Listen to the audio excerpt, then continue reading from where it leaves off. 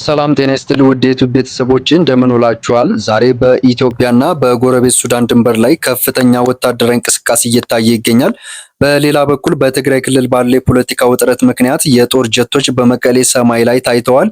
ዝርዝሩን አሁን ይዘንላችሁ ቀርበናል። እስከ ፕሮግራማችን ፍጻሜ አብራችሁን ቆዩ።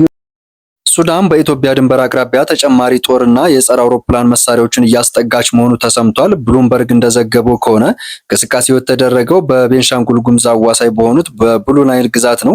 በተጨማሪም በጋላባትና በአልፋሻጋ አካባቢዎች ከፍተኛ ቁጥር ያለው ወታደር እያሰፈረች ይገኛል። የሱዳን ወታደራዊ መንግስት ከባህር ዳር የተነሳ የኤምሬትስ ድሮን ካርቱም ላይ ጥቃት ፈጽሞብኛል የሚል ክስ ካቀረበ በኋላ የተወሰደ እርምጃ መሆኑን ተገልጿል። ሱዳን ጸረ አውሮፕላን መሳሪያዎችንና ተጨማሪ ጦር ወደ ድንበር ማስጠጋቷ የመከላከያ ወይስ የማጥቃት የሚል ጥያቄ ያስነሳ ሲሆን የሱዳን ጦር ድሮን ከኢትዮጵያ ተነስታ መታኛለች የሚል እምነት ካለው ጸረ አውሮፕላን መሳሪያዎችን ማስጠጋቷ የአየር ክልሉን ኖት ፍላይ ዞን ለማድረግ አሊያም ድሮኖች ቀድመው ለመምታት የታለመ ሊሆን ይችላል።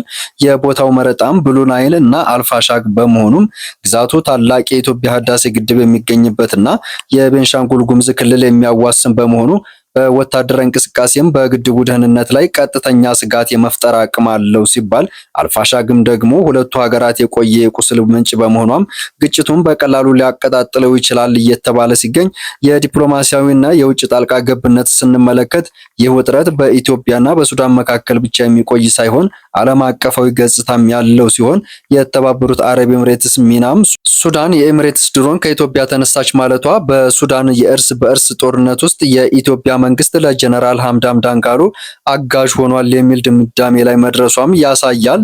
ይህ ደግሞ የሱዳን አልቡርሃን መንግስት ከኢትዮጵያ ጋር ፊት ለፊት እንዲያጋጨው ሊገፋፋ ይችላል እየተባለ ሲገኝ ሱዳን ከኢትዮጵያ ጋር በገባችበት ውጥረት ውስጥ ግብጽ ከሱዳን ጎን ልትቆም የምትችልበት እድል ሰፊ ነው።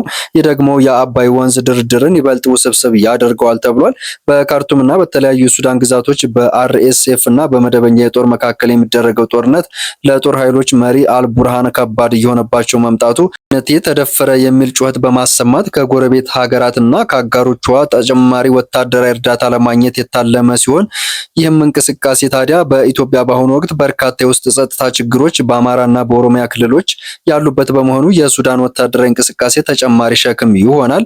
በጋላባት በኩል ያለው የድንበር እንቅስቃሴ መዘጋት በሁለቱም ሀገራት ህዝቦች በማህበራዊና ኢኮኖሚያዊ ህይወት ላይ ጫና ሊፈጥርም ሲል እንቅስቃሴ ወደ ግጭት ካመራ ኢትዮጵያ በምዕራብ በኩል አዲስ የጦርነት ግንባር ለመክፈት ትገደዳለች እያሉም ሲገኝ ይህም የሀገሪቱ ኢኮኖሚና ያለመረጋጋት ሁኔታ ሊበልጥ እንዲፋጠን ያደርገዋል እየተባለ ሲገኝ ወደ ሌላኛው ዝርዝር መረጃችን ስናልፍ በትግራይ ክልል በጊዜያዊ አስተዳደሩና በህወሓት ቡድን መካከል ያለው ፍጥጫ ወደ አደገኛ ምዕራፍ መሸጋገሩ ተገልጿል።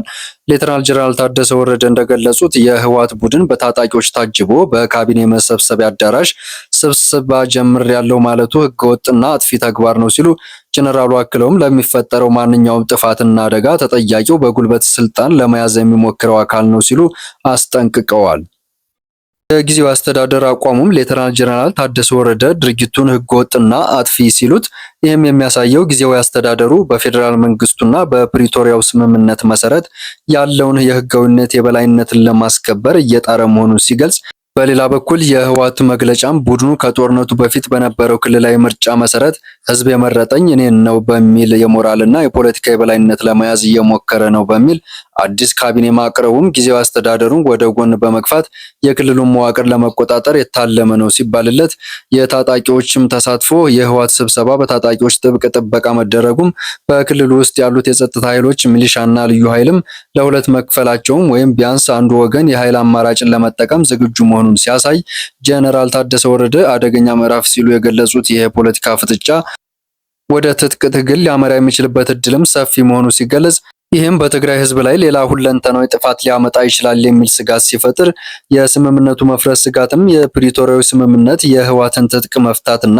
ጊዜያዊ አስተዳደሩን ማቋቋም ያካተተ ሲሆን አሁን የታየው እንቅስቃሴ ግን ህወሓት እንደ ድርጅት በራሱ መንገድ አስተዳደር መዘርጋቱም ስምምነቱን አደጋ ላይ ሊጥለው ይችላል ሲባል፣ ሌላው በመቀሌ ሰማይ ላይ የጦር ጀቶች መታየታቸው የፌዴራል መንግስቱ ሁኔታውን በትኩረት እየተከታተሉ መሆኑንና አስፈላጊም ከሆነ ጣልቃ ሊገባ እንደሚችል የሚላክ የማስጠንቀቂያ መልእክት ተደርጎ ሊወሰድ ይችላል ሲባል ከጦርነት ገና ያላገገመው የትግራይ ህዝብም በመሪዎቹ መካከል ያለው ይፋዊ ፍጥጫ የጦር ጀቶች ድምጽ ከፍተኛ የስነልቦና ጫና ይፈጥርበታልም ሲባል በሁለቱ መሪዎች መካከል የሚደረግ ፍጥጫ ለመልሶ ግንባታ፣ ለሰብአዊ እርዳታና ስርጭት፣ ሰላም ማስከበር ስራዎች ትልቅ እንቅፋት ይፈጥራል ተብሏል። ውድ ተመልካቾቻችን በትግራይ ክልል ያለው ሁኔታ ከአንድ ፓርቲ ውስጥ የመከፋፈል አልፎም የክልሉን ሰላም ወደሚያናጋ ደረጃ መድረሱ የጀነራል ታደሰ ወረደ አደገኛ ምዕራፍ ማስጠንቀቂያና የዶክተር ደብረጽዮን አዲስ ካቢኔ ስብሰባ የክልሉን እጣ ፈንታ ወዴት ያመሩት ይሆን?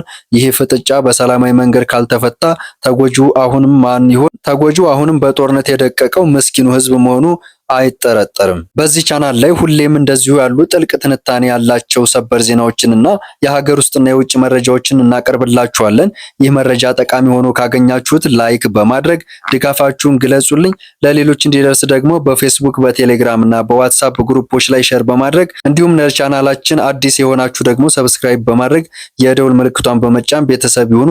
ሁልጊዜ የምንጭናቸው ቪዲዮዎች ወዲያውኑ ይደርሳችኋል።